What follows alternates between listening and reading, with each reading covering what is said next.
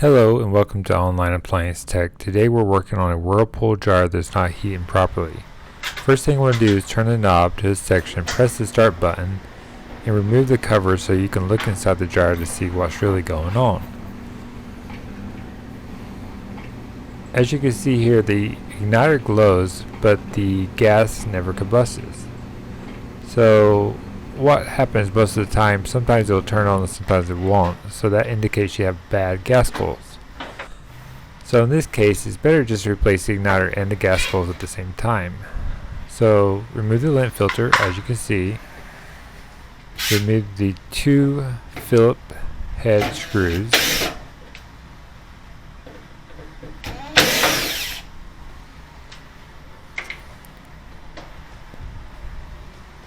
And then you will take a flathead screwdriver and press in the seam and just kind of wedge the top up. There you go.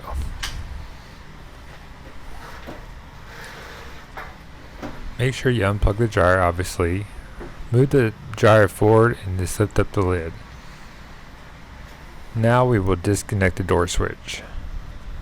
Take some type of flathead or even a butter knife and slide it in there and pry off the connection.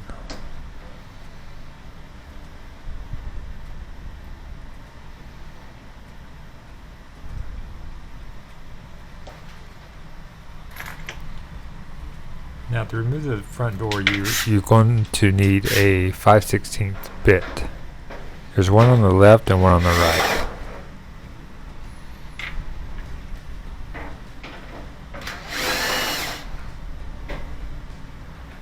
Then you will pull the door forward and lift straight up out of the two latches on the left and the right, as you'll probably see.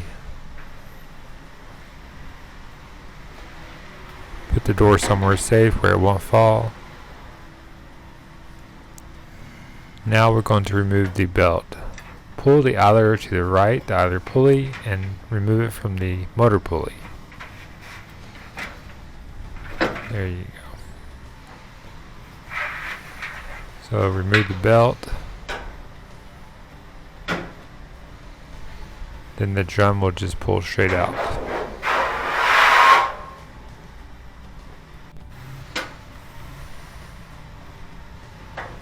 Take a Phillips head to remove the two screws that holds the gas coils. Turn counterclockwise. Be careful not to lose these screws, they're very tiny.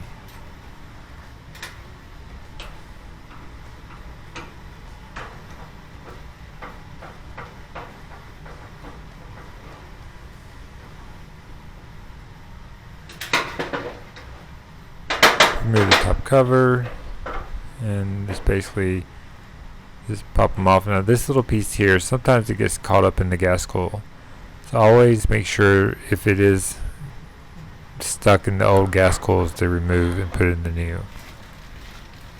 So here's the new gas valves. I will leave a part number in the description below with a link if you would like to purchase.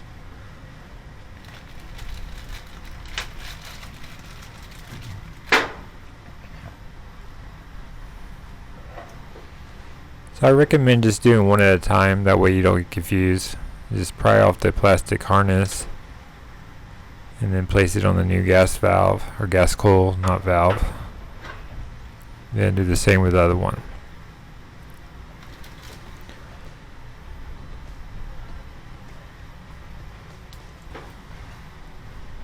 Okay, this is the igniter, this is the gas valve. So when the igniter sends enough amperage to the valve, it'll actually turn that knob. And that's how the gas is released.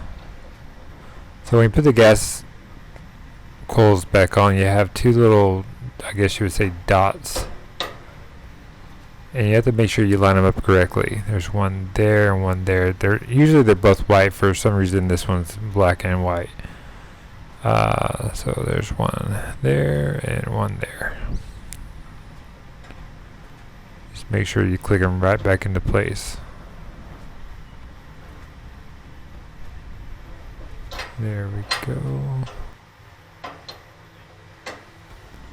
Now let's install the 2 Phillips head screws.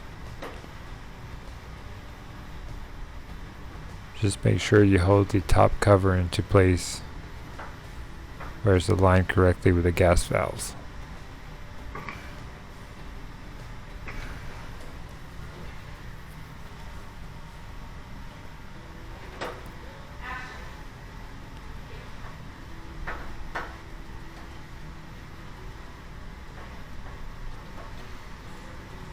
And just snug them both. Not over tight, but just a good snug. And make sure everything's aligned. Okay, now we're going to use a flathead or something like that to pry off the harness to the igniter.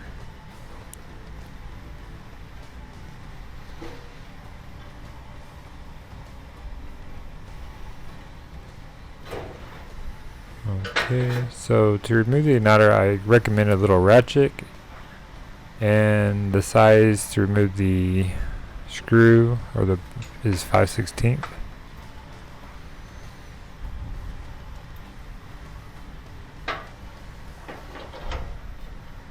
And this is counterclockwise. Actually, this is clockwise to remove.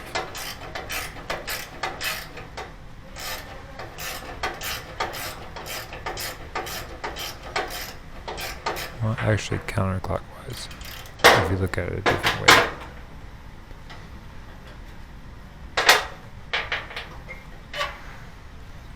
So this is how you remove the igniter from the housing.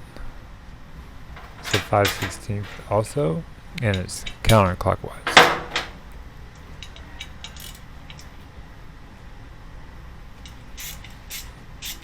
I recommend not to remove the screw all the way out because sometimes they just don't want to go back into place. So just enough to slide it up and out. When you do install the new igniter, you do not want to hit the tip or touch the igniter with your fingers.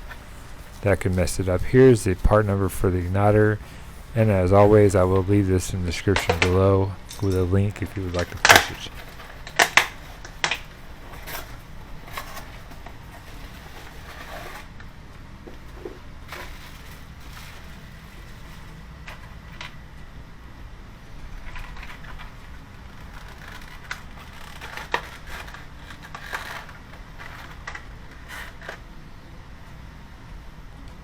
So like I stated before, just do not touch the sparkly part with your fingers. If you do, you can really mess it up, or you can plug it in and it will actually cause the igniter to bust. So be very careful. So I slide it in at an angle and I go down slowly to make sure I'm not going to hit the igniter on the housing for the igniter. So you're gonna slide it back and in. If you do want to take the screw out, that's fine. The kit, if you buy the OEM part, it will come with an extra screw. So hold the igniter to the housing and just turn clockwise to tighten. Make sure it's snug. The last thing you want is the igniter to fall and then this dryer to release gas, and it could cause a nice combustion. So make sure it's nice and snug.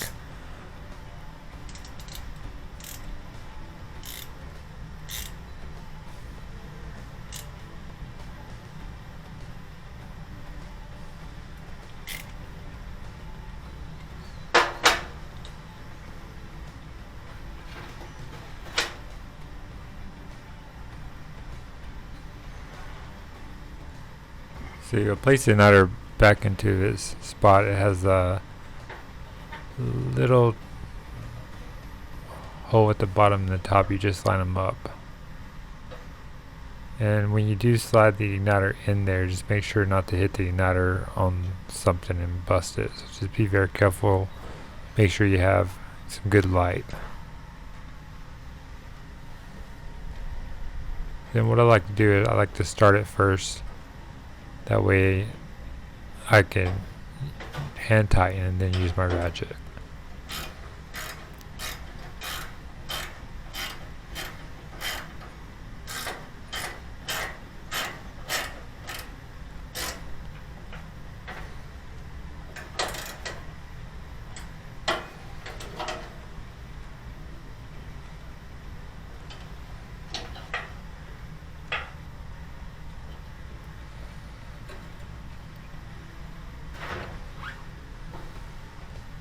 Just check to make sure everything's aligned.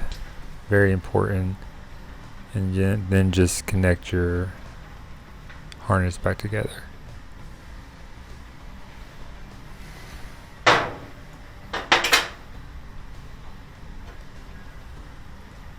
At the beginning of the video though, if you do look in the peephole to see what's going on, if you have no glow whatsoever, most of the time it is a thermal fuse or a high limit fuse. I will leave a link to the video below if you have to replace the thermal fuse or the high limit fuse.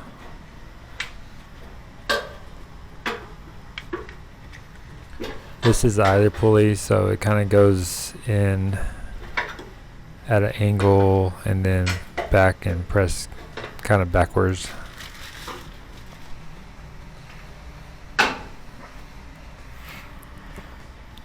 Okay, let's install the drum. So just slide in basically the same way you took it out. Slide it back in. What I recommend though is align the bottom first and kind of press it in and turn the drum clockwise. That way it kind of locks in to the back to your wheels, if that makes sense. And then let's install the belt. Also good to check your belt off. Check your belt out. Make sure it's not cracked or about to crack.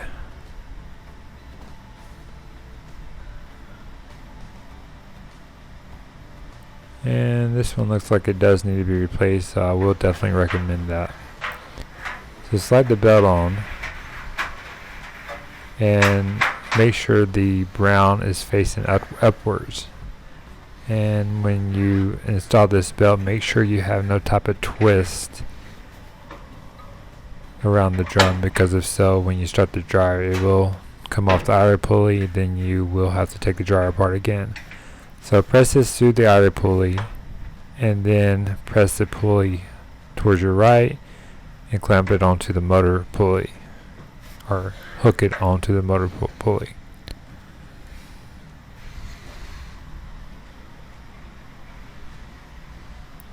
And just checking to make sure the belt's not twisted.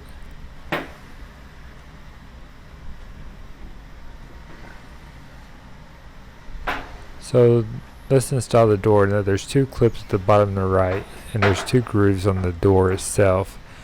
You gotta kind of be patient with this, but they click up into the door. The one on the right, the one on the left, you'll see what I'm talking about once you do it.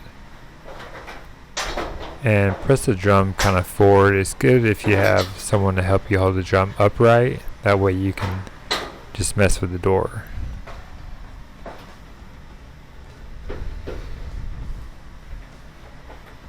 So once you get those both on, you'll just want to slide the door forward. And you're going to make sure the drum overlaps the felt.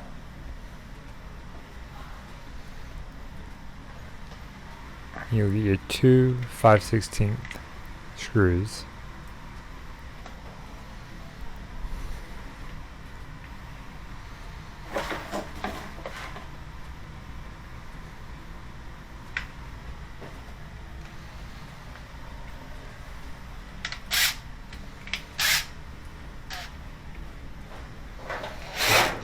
And just put them back into place.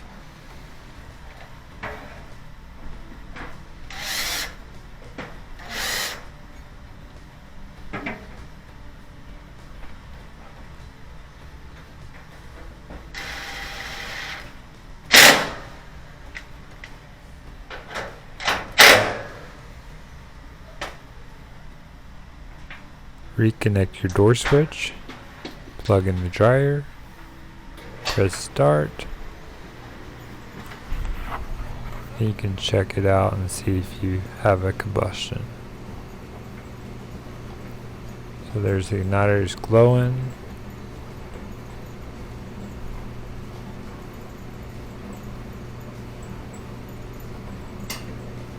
There's your combustion.